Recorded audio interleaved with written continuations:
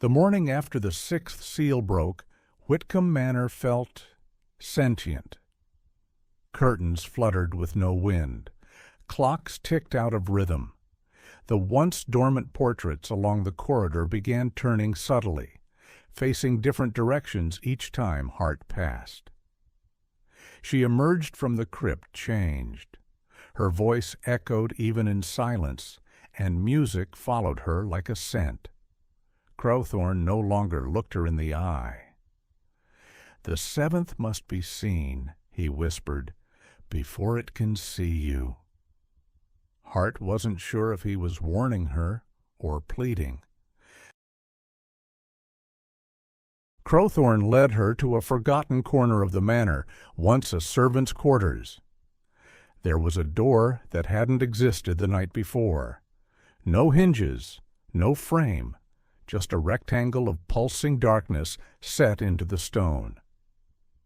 "Only the seventh witness may enter." Hart walked through it. Instantly she was somewhere else, not another room, but another time. The manor stood in ruin around her, dilapidated and overgrown. The sky was violet and wrong. Every window reflected someone else's memory. In the overgrown ballroom, a string quartet played to a room of wax statues. One turned its head toward Hart as she passed. It wore Clarissa's face and Clara's hands. She moved slowly through the ballroom. The music, though distorted, seemed familiar, a movement from her childhood once played on the night her mother vanished. At the far wall, she found a large oil painting ripped down the middle. Behind it, another door. This one bled. At the heart of this decayed future manor stood a man of mirrors, shards stitched into his coat, face hidden behind reflective glass.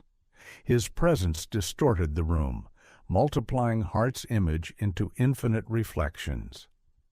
"I am the archivist," he said without mouth. "I remember what never was." He handed Hart a sealed music box. "The seventh doesn't speak. It plays."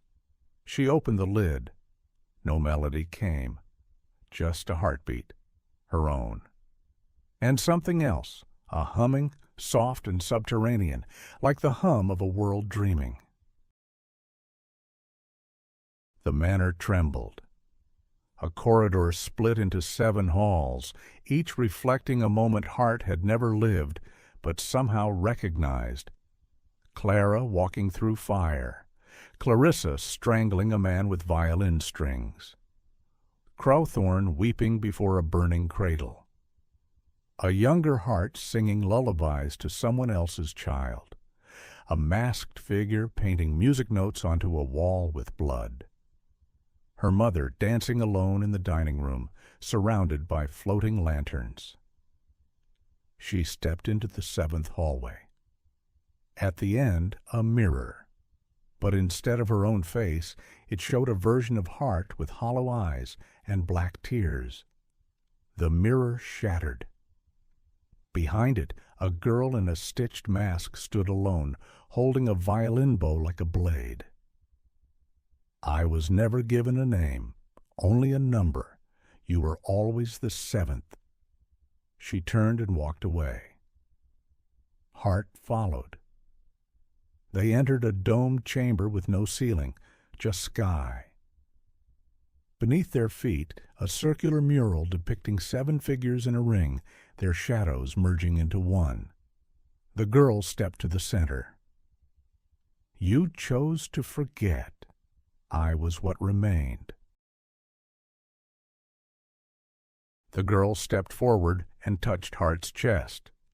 Hart sang, not a word, not a language, but a note that bent time, made wax figures cry and rooms rewrite themselves. The manor rebuilt itself around them, not the future, not the past. A third version. The sky cleared for the first time in centuries. The air tasted like something lost and found. Hart held out her hand. "You are not just a witness. You are my voice." The masked girl smiled and vanished. In her place, a final unopened envelope. Hart read it aloud. "The voice that testifies must now be heard." There was never one truth. There were 7, folded into silence. The 7th did not hide. She waited. What I saw cannot be unseen. What I sang cannot be unsung. Next, I returned to confront the conductor, the one who orchestrated our silence. This time, the audience will hear. To be continued. Like if the mystery pulled you in. Comment with your theories. Who do you trust? Turn on notifications so you don't miss the next chapter. Follow to keep uncovering the truth, piece by piece.